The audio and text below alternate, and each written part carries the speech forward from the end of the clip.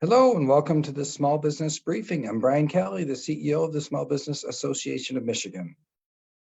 Good afternoon, everyone. I'm Sarah Miller, Vice President of Marketing and Strategic Communications at SBAM. Thank you so much for joining us today.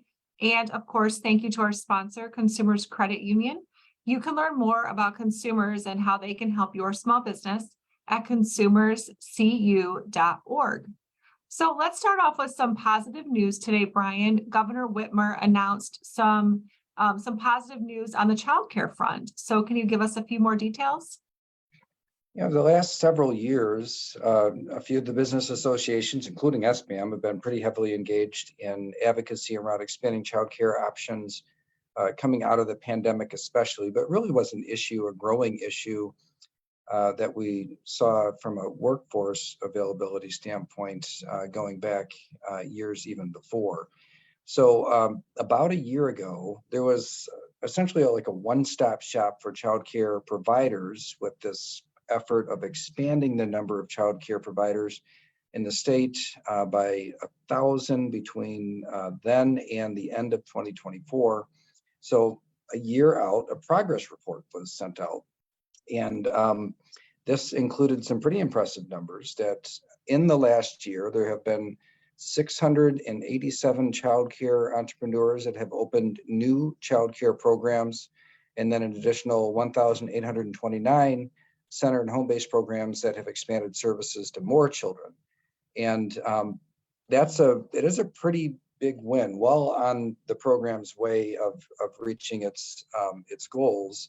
You consider we have 10 million people in the state, and so it takes a lot of providers, and that number was shrinking before. So seeing that turn around and seeing some growth is a pretty positive sign. There are several aspects to the strategy. Part of it was just the operational part of a one-stop shop. We had Michelle Richards from that office here on the briefing maybe a month ago or so to talk about some of that work. And so that has been helpful. We've heard from members, actual providers in the childcare space that the consolidation and the single front door for things in childcare really has been a helpful and important resource. But it's also been eligibility. There's been some eligibility changes for those who need help paying for childcare. So those who need the service but maybe couldn't afford it or weren't in the workforce because they couldn't afford it or get access.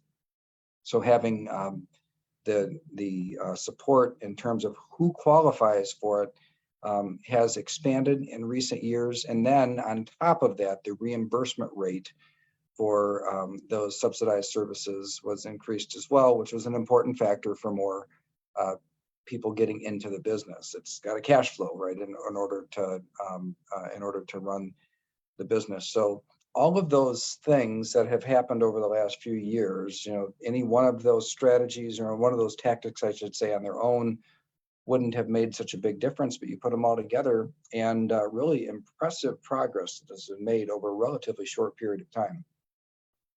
That really is good news. And let's continue the good news report here. So yesterday, SBAM, our foundation, actually the SBAM Foundation, released the 19th Entrepreneurship Scorecard. And this measures Michigan's performance in entrepreneurship economic indicators. And it actually compares us and how we're doing to other states. And so, Brian, you actually have a short presentation that provides an overview and highlights into this report. And then while you're talking, I'll drop a link into the chat so we can share that with everybody tuning in. I would really encourage people to follow the link and download the report. It's free. Take a look at it and really you'll gain an appreciation for how in-depth this really is. It is the only report of its kind. It does a 50-state comparison, but a deep dive, of course, on Michigan and how the entrepreneurial economy is doing. This has been around for nearly 20 years. And when SBAM and some partners decided to create this entrepreneurship scorecard, it was with the idea that we needed to have a way of measuring the progress of an entrepreneurial economy, small business economy, separate from the overall economy, because it's different. There's the overall economy and the direction that big businesses are going, and then of course the fate of and the work and the trends within small business can be very different. So this scorecard report, I think it would be appropriate to mention a few of the sponsors. By the way, we don't do this on our own. Most of these sponsors have been with us the entire time. They tend to be organizations that have an interest in the overall health of the Michigan economy. And so, as you can see, the Michigan Municipal League, the State Association of State Universities, and the Michigan Association of State Universities, also MISTA, the Michigan State Housing Development Authority, and then also, of course, Blue Cross, that does so many things with the Small Business Association of Michigan and DTE Foundation that we work really closely with on energy efficiency programming. So these organizations really do provide kind of the backbone of the support to make this possible. We hire an economist. We use the same economist for all 19 years in bringing this project forward. So a few of the key takeaways. First, small business, it's already big in Michigan. It's getting bigger. We see more small businesses lasting through that startup phase and making it into that, past the 5-year mark. We see revenues and number of small businesses open continue to increase. Since the pandemic, people have really seemed to turn to entrepreneurship more than ever before. Some really cool potential tangents of things to investigate on that, but overall, it's clear that this is happening. And it's a good sign for Michigan's future. Labor force, though, crunch, it's tough. And frankly, there's not good signs that it's going to get better anytime soon.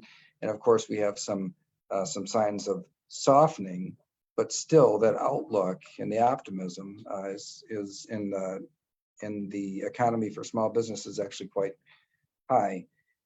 So let's start with new business starts. So more new businesses are being formed. We can look at this in a couple of different ways. So this graph over here on the left, we're looking at the Michigan business applications. This would mean applying for a tax ID number with the IRS. And when you apply for that ID number, you say if you're going to have planned wages, or in other words, employees, or are you a sole proprietor or an independent contractor, somebody without employees. And so if you look at this blue line, total applications, it's tied to this axis here. So you see in the years before the pandemic, between 7,000 and 8,000 new businesses per year, including the sole proprietors. You'll see here's the pandemic disruption right in this section here. And then where did it settle? Well, it settled at a level, remember, we're looking at this axis over here. So it's settled at a level maybe about 11,500 to 12,500 per month that are being formed. That is just an incredible increase. So before 7,500 to 8,000 new total per month, and all the way up to closer to 12,000 per month. Now let's separate out those small businesses with planned wages. That's this tan line, and that you have to look at this axis over here to see how many we're talking about. And so before it was plugging away at around 1,000 businesses in Michigan formed per month with planned wages or businesses with employees. You got this pandemic disruption that happened in the 20 and 21. And where did it settle? Well, it settled around 1,250 per month. Again, a huge percentage increase overall. So both of those categories, the total and those with employees, have both increased impressively. More people turning to entrepreneurship than before the pandemic, and really going back ever before. These are like record highs. And then on top of that, we see the 5-year survival rate starting to turn upward. If you look at Michigan and where it stands, you got the top performing state here, the lowest performing at the bottom. And so all 50 states are in between those two. And in terms of the 5-year survival rate, you can see Michigan was around that half. So about half of new businesses make it to that 5-year survival rate. And it's up almost 60% as time is marched on here. And what this means is that we have this in tandem, we have more businesses being formed and more of them surviving past the startup phase. What does that result in? Well, naturally, total small businesses open are up. And this stat I want to point out too is it's really looking at the 2 years since the pandemic. So we're looking at the year 2020 and 2021, and then through just the beginning of 2022. This is when this data comes in kind of slow, but as of the most recent data that we have, the overall number of businesses open in Michigan have increased by 8.5% since the pandemic, and the average across the United States is 3.1, and then the change in small business revenue 24%. Keep in mind, this doesn't mean that the average small business's revenue went up by 24%. This means total revenue by all small businesses went up. There's more small businesses. Naturally, the total revenue derived by small businesses has increased as well. Very impressive increases. And we really owe it to entrepreneurs, people that are taking a chance. And it's kind of interesting too. One of the things, if you go back, these new business starts, and this is higher, it used to be more often than not, if somebody wanted to start a new business, they had to leave their W-2 job to do it. And with flexible work arrangements, remote work, it's more possible for people to start a new business without leaving their W-2 job. And so we know some of that is happening in here in order to push that number up higher. So looking, excuse me, looking at the hiring rate by the size of business. So we've got in blue businesses with fewer than 50 employees, and in orange those with greater than 250 employees. So as you can see, kind of tailing off over the course of 2022. So not going negative, but just that hiring rate falling down or diminishing some, coming off its highs. One of the signs that businesses getting a little bit more conservative, a little less aggressive on hiring, because there are signs that we might be heading into a recession. One of the things I really like about this report, it looks at lots of stats and metrics. And then we do a section where we look at the top 10s and the bottom 10s for Michigan. So we've got a bunch of them here where Michigan performs in the top 10 in areas that we've traditionally been strong at. People like in areas like 4-year tech credentials, physical science and engineering workers. We've long since been a top performer in that. Innovation degrees, patents, all of these innovation work and areas in our higher education system. We've got a concentration of these high skilled workers here. It's a big competitive advantage. And we've got Fortune 500 headquarters that are here in Michigan. And even though, of course, those aren't small businesses, but that puts the supply chain in Michigan a little closer to purchasing decisions, high performance firms here as well. And I love talking about this one too, home ownership rates at number 9 in the country. We have traditionally been a high home ownership rate state. And the reason that matters to us is because, well, many small businesses start in the home. Having a lot of home ownership in our state is a competitive advantage with the start of new businesses. Some areas that we lag behind, a lot of new businesses being formed, but actually, when you compare the size of our economy to the amount of traditional bank, commercial, and industry lending that's happening, we're actually near the bottom. So the lending, the capital access is less than in other places. Adult education, another one that we're really at SBAM, we're starting to really zero in on, is we want to upskill the workforce, make sure they're ready for the demands of the future. Bridge quality being a bottom state, not a surprise there. Airport performance, we've really struggled with too. We also added a section this year where we looked at areas where the state moved in rankings a lot in the last 5 or 6 years. So areas where we jumped up high or we fell down low. So we moved up 35 points or 35 spaces in the rankings in high performance firms, which is pretty awesome. Remember that 5-year survival establishment rate was up, but the 1-year establishment rate actually was down. And so that's something that we're really going to investigate a little further, how those are kind of moving in different directions. And then also, not a surprise, we are way down in housing construction growth. So we've got a housing crisis in the state. down 35 in housing construction growth, down 34 in our rankings versus other states, and airport performance. We actually not be too bad. Used to be kind of a middle performing state, and we've dropped down now to a lower performing state with airport performance. Now looking at net job gains from expansions minus contractions. We like this one because it's about the growth of businesses that are already here. And you see Michigan here compared to the high performing and low performing, which have actually kind of converged somewhat. Michigan is a solid middle performer in this area. So that, back 10 years ago, if you look a little over 10 years ago in 2011, you'll see that the high performance states in Michigan were far apart. They've kind of converged a little closer. So we're kind of a solid middle state now. And then just one of the slides in the report to show the labor crunch that we have. This is just going back since the pandemic. In red, you'll see the number of people unemployed, and in blue, you'll see the job openings. So you see there's more job openings consistently than people unemployed. Any employer out there that's trying to hire would know this and has seen this. And then to put a finer point on it, looking back 20 years, you see age categories, where we're up and where we're down in the last 20 years in labor force participation. So overall, we're around 60%. Well, there was a time when we were at 68.8%. That was in the year 2000, January 2020, or in January 2000. Now, more than 20 years later, it's fallen down quite a bit. We struggle to even keep it above 60%.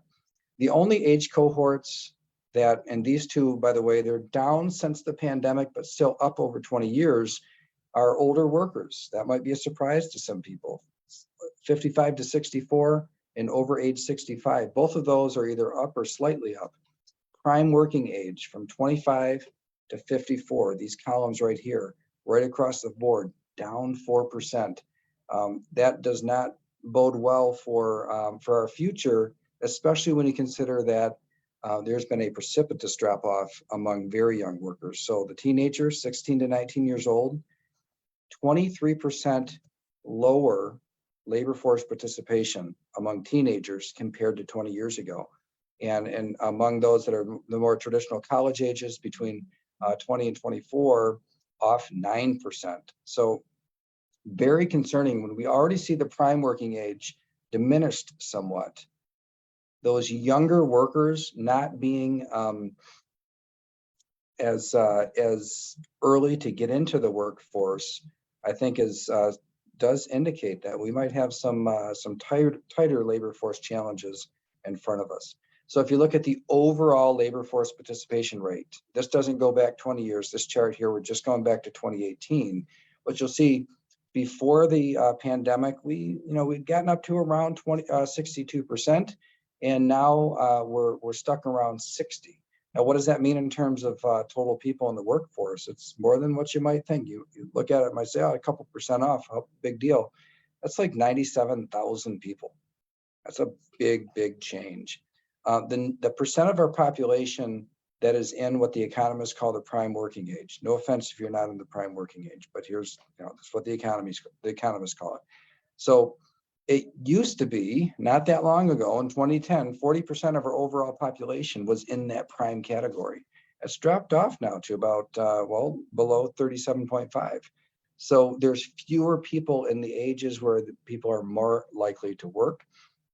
One of the bright spots, though, in terms of our workforce has been Michigan's international net migration. So we lose people to other states, but and it dropped down, of course, during the pandemic quite a bit, international migration of people to Michigan, but really jumped back up in 2022. One of the areas that has really, really helped when it comes to Michigan's overall workforce woes. There are a lot of warning signs, a lot of problems, a lot of challenges, not a lot of reason for optimism that it's going to get any better anytime soon. But one bright spot was that immigration had really made a comeback in Michigan, and we have long since relied on immigration in the state, both for entrepreneurship and for a lot of our professions, things like engineering and medicine, for example, very high reliance on immigration here in our state. So the fact that that had come back up to more historically normal levels, a really big improvement for Michigan. It really is a very robust report. It takes a lot of effort on your part, Brian, and our economist, Graham Toft, who compiles all that data. So I was really happy to get that released out into the world yesterday. And yesterday, we also hosted a PAC fundraiser. It was a beautiful evening event at Cleats Bar and Grill here in Lansing. And I think it was a really successful event overall. Not only was it a very successful event, it was our most successful one ever. So last year we set a record in terms of, this is our political action committee. So this is the political activism part of SBAM, where our members get involved, they vet candidates, that for office, they make decisions on who gets supported and who doesn't, who's really truly small business. And our political action committee really supports all of that work.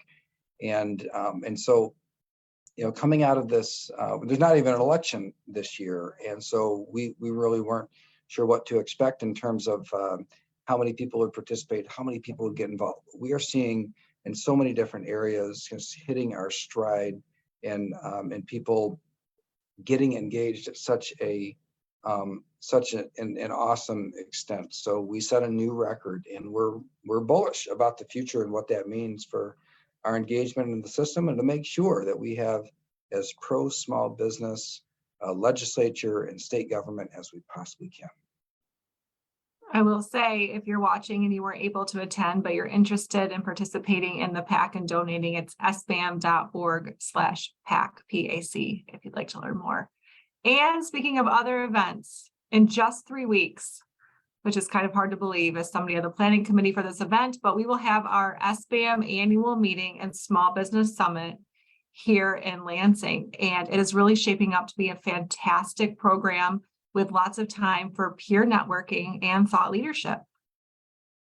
Yeah, and if you've never been to an SBAM annual meeting, I want to encourage you to come. I love our regular viewers on this program. It's a great way to engage, but really our broadest gathering of our stakeholders and supporters and members, it's our annual meeting is where it's at. So there's everything from a small business trade show to express learning sessions to the big stage with a keynote presentation. We have McKeel Hagerty who is giving the keynote address this year. And with Hagerty Insurance, which it's a publicly traded company now, but started in McKeel's parents' home. And it's a really cool origins story. Really looking forward for him to share that the story of that company and how it went from startup to a big national player. And then it's also where we showcase our leadership and the transition. We'll have a new chair of the board of directors that is installed at that meeting. So I would really encourage you to come and be a part of it. Oh, by the way, it's where we give our awards. We recognize people in the public sphere that have done great work to support SBAM, where we single out a member that has really made a big difference in our advocacy work and efforts, and even those in the media that really focus and pay attention to small business. So there's going to be a lot of things to celebrate. It's just a wonderful way, if you haven't been to one of our in-person events before, to just get a good flavor for who we are and what we do across the board. There's so much that SBAM does that you wouldn't necessarily see, especially if you're mainly paying attention to the advocacy work. And the annual meeting is just a wonderful way to get exposed to all of it in one day. Absolutely. So that's June 15th in Lansing, sbam.org/annual meeting. We'll get you all the details and registration. That is today's show. We will be back here next Thursday. Monday is a holiday, so we'll be back here in a week, and we'll see you then. Thanks, everybody. Get out there and enjoy this beautiful day. See you on Thursday.